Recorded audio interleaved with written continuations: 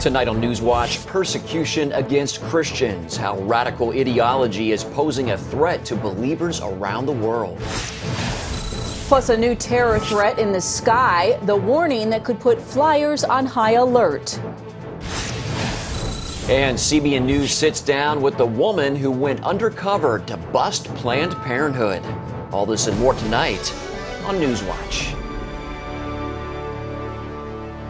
Good evening. I'm Mark Martin. And I'm Heather Sells. Religious hostility across the world has reached a 6-year high. And Christians are most often on the receiving end. A new study from the Pew Research Center finds that between 2006 and 2012, Christian believers in 151 countries were harassed for their faith.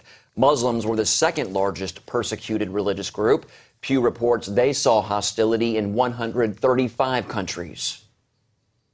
Although Christians are persecuted for their faith around the world, some of the worst mistreatment takes place in Muslim nations. Gary Lane explains.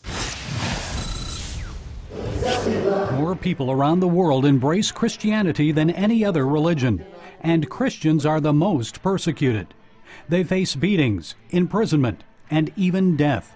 And it's not just happening in Islamic countries. Radical Islam could fall off the planet tomorrow and Christians would not be safe. It's coming from governments and religious militants seeking to violently advance their radical ideology.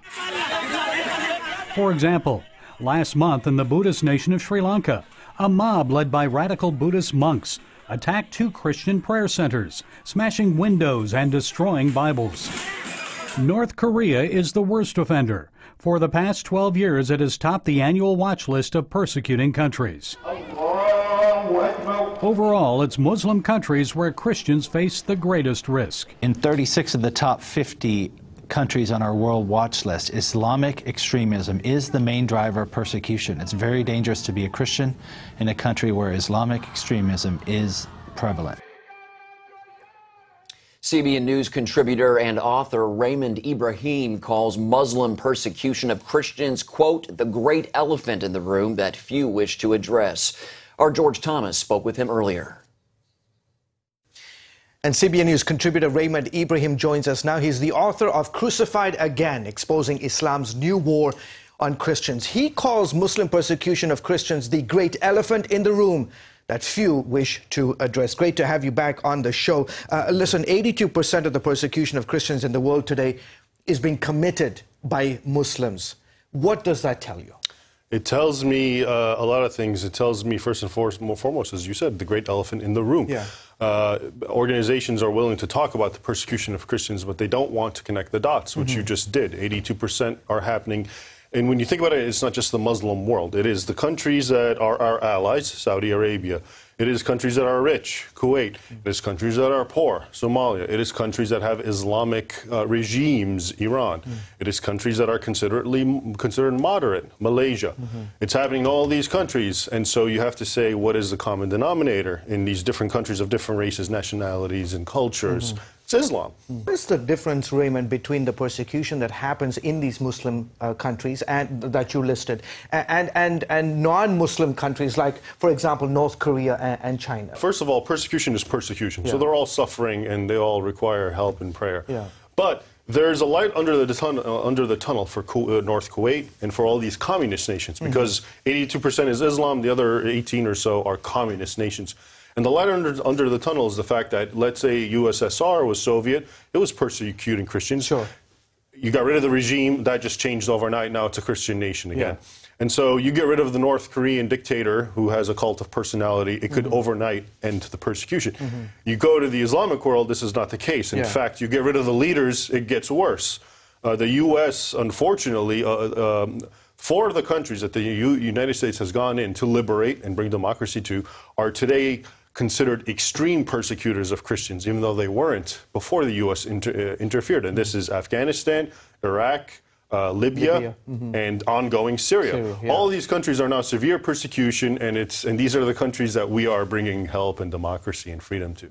We have an American pastor, Saeed Abedini, who has been held in an Iranian prison since 2012. The Obama administration, could have easily made his release as a condition of the deal that they've made, that we have made on the nuclear program. Why didn't this happen? What's sad about that is, we're talking about an American. So if that's what Obama does towards an American who is, unjustly imprisoned for being a Christian, it just goes to show you exactly why Obama doesn't care about indigenous Christians. Recently at the National Prayer Breakfast, President Obama made it a point to talk about Saeed Abedini, Kenneth Bae, an American Korean who is languishing in North Korea. Clearly, he said human rights, religious freedom is a pinnacle of U.S. foreign policy around the world. We stand up for these. But yet the actions, the words something, the actions are different. It's just politics. I mean, he'll say the words, but like you're saying, the actions don't manifest themselves. Yeah. Another Christian missionary is behind bars in North Korea. The family of 75-year-old John Short says he was arrested Sunday in Pyongyang. Since he's a native of Australia, that country is trying to find out where Short is being held and what his condition is. So far, no answers from North Korea. His wife tells the Associated Press he carried Korean-language Christian pamphlets into North Korea, and that might be the reason he was arrested. Jeff King, the president of International Christian Concern, says Short's arrest may have more to do with a recent UN report accusing North Korea of committing crimes against humanity.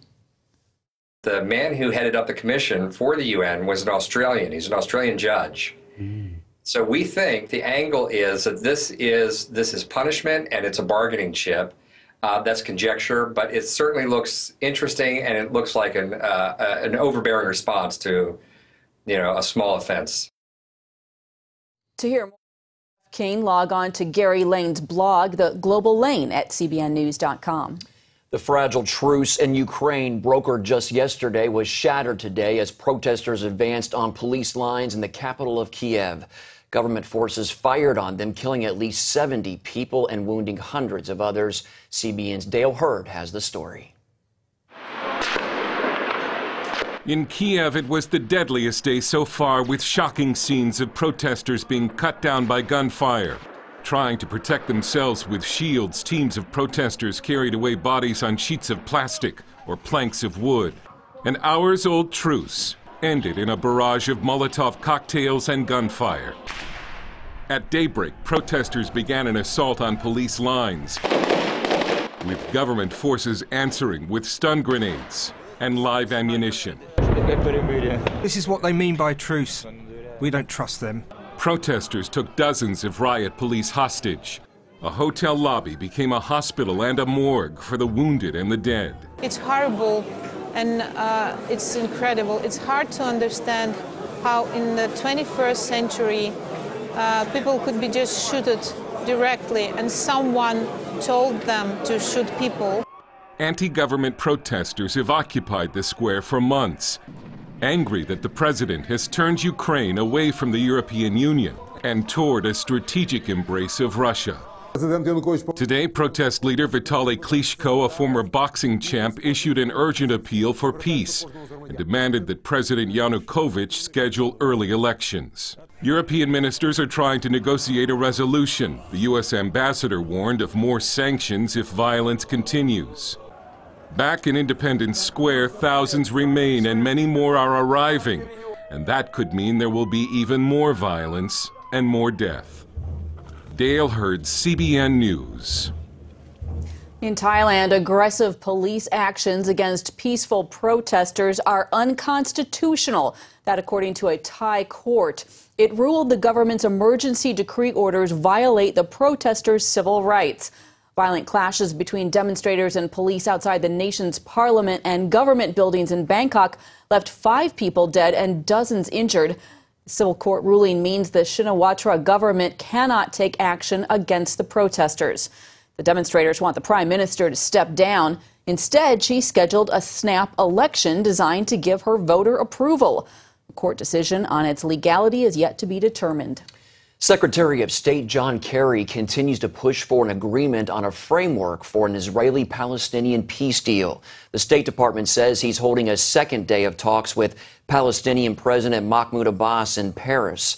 The Israelis and Palestinians agreed to resume talks last summer with the goal of reaching a peace deal in 9 months. Since they have not made any progress, the new goal is simply to agree on an outline for negotiations. A new warning for those who fly. Security experts say terrorists are looking for ways to blow up airplanes with shoe bombs and other weapons. CBN's Caitlin Burke reports the latest threat comes with growing concern that Syria could become a safe haven for terrorists. For the second time in less than 3 weeks, the government is warning about potential attempts to smuggle explosives onto airplanes. I think aviation symbolizes something to al-Qaeda, that the idea that you can take down a plane and kill potentially hundreds of people, both that are on the plane and on the ground, is very appealing. The Department of Homeland Security said Wednesday that terrorists are working on new designs for shoe bombs, liquid explosives, and explosives hidden in cosmetic containers. All items that can be used to target flights coming into the U.S. from overseas. We're going to see more activities, more screening, more random questions to individuals. As security increases, travelers can expect more pat-downs and extra scrutiny of their shoes and carry-on items. This latest warning comes as security officials acknowledge another growing threat to U.S. national security: al-Qaeda's increasing presence in Syria. U.S. officials say militants linked to the terror network are working their way into the rebel forces there and pushing out moderates.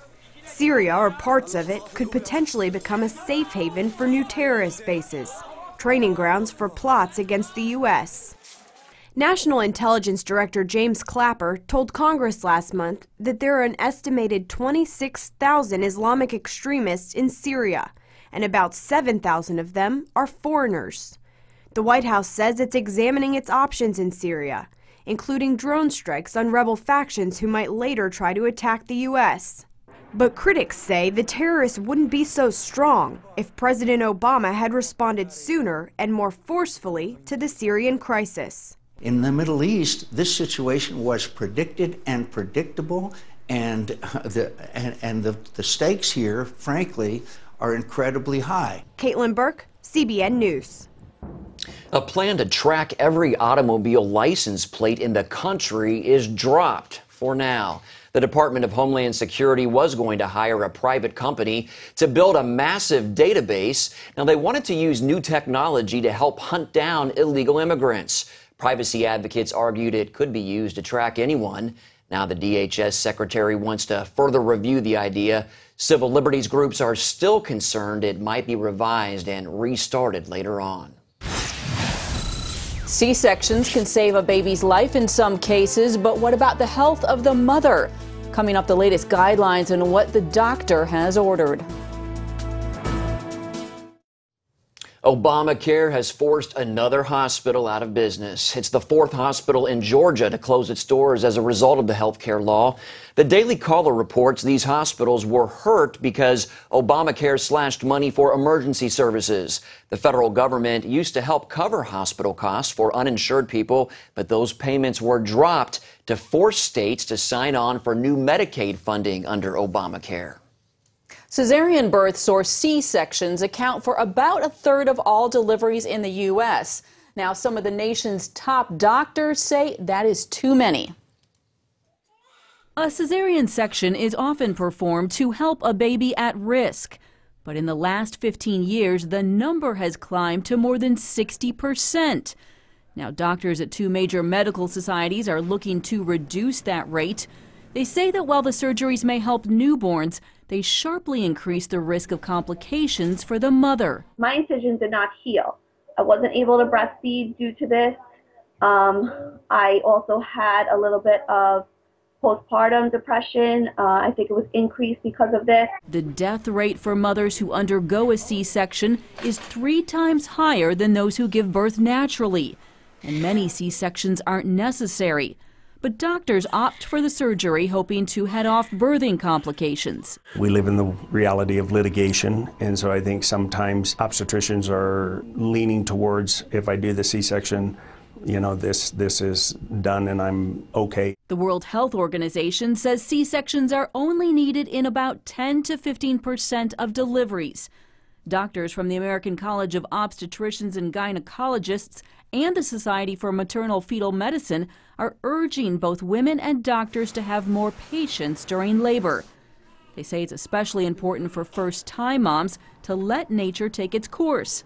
That's because women who deliver naturally the first time are more likely to do it again. Up next, how this 25-year-old has become one of the biggest names in the fight to end abortion and bring back a culture of life in America. At just 25 years old, Lila Rose is already making a huge impact on the pro-life movement. As David Brody explains in tonight's Focus Report, she's doing so by taking on America's largest abortion provider, Planned Parenthood.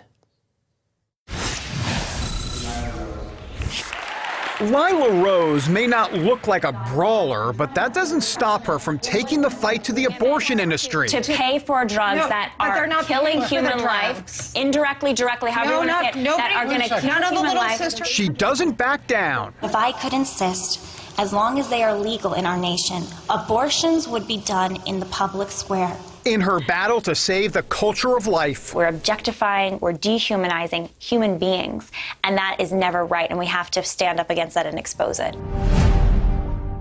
And expose it she has. By using hidden cameras, her group, Live Action, investigated Planned Parenthood clinics.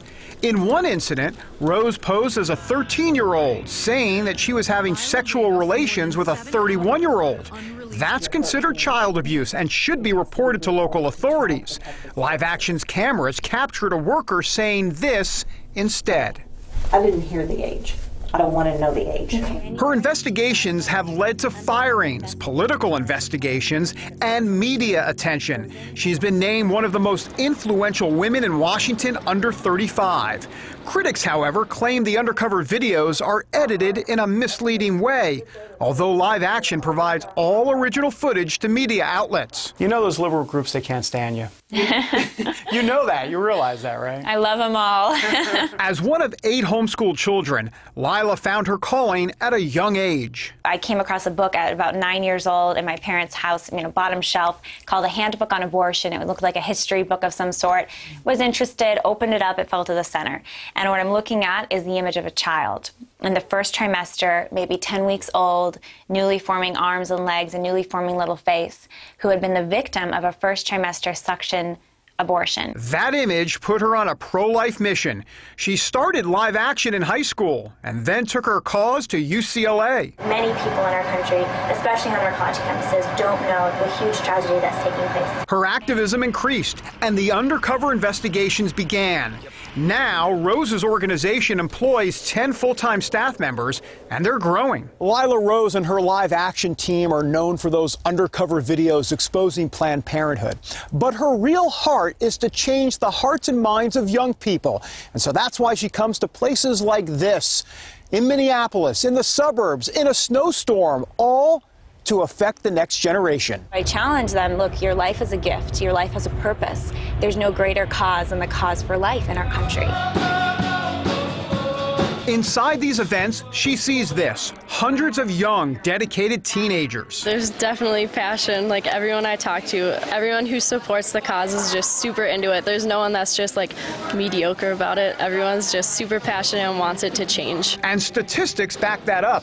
One recent study shows 51% of 18 to 29-year-olds believe abortion should either be totally illegal or only available with some exceptions. The youth are the most pro-life generation that we have. Sharon Wilson runs a youth program in the Minneapolis area.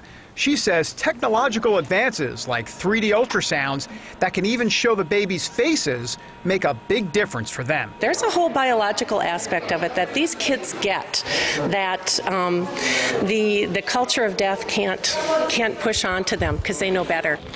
It will be this generation that will change the laws and change the hearts specifically on the areas of abortion.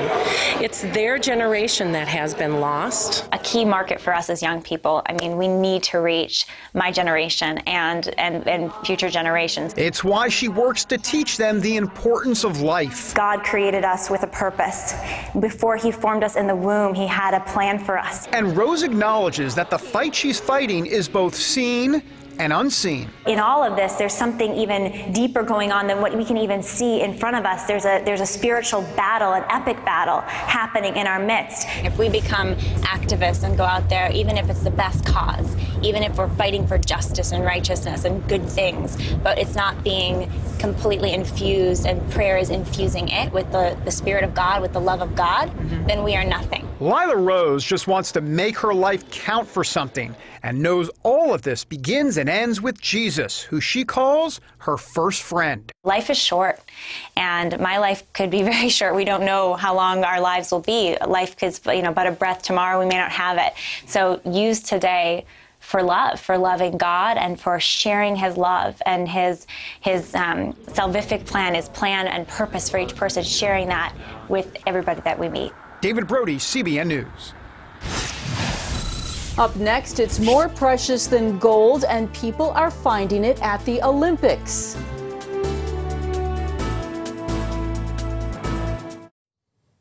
And finally tonight, the U.S. is celebrating the great accomplishments of our Olympic team in Sochi, but that's not the only reason to celebrate. That's right. A group of Americans traveled to Sochi with a greater vision. They went to plant a seed that will impact not only Sochi, but many nations for generations to come.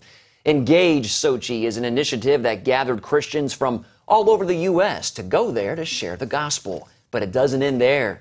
They're building relationships, planting churches before, during, and after the games, and the success of their mission only speaks of a God who transcends all kinds of barriers. We have seen several new folks come to faith during this time. We've seen a lot of people explore, and we've also met existing believers who have embraced us and who have said, thank you for coming and thank you for sharing. What a harvest there. They are winning gold for the kingdom. And Heather, we're told that the entire interview with that gentleman there can be found on our website at cbnnews.com, of course. All right. Great concept. Great to see believers coming together for such an important event. Yeah, it's so much more important than those medals, that salvation. Make sure your heart is right. Life is short. Right, absolutely. Yeah. Well, that's all for this edition of NewsWatch. Remember, you can email us your comments and questions at newswatch@cbn.com. Hope you'll join us next time. Have a good night.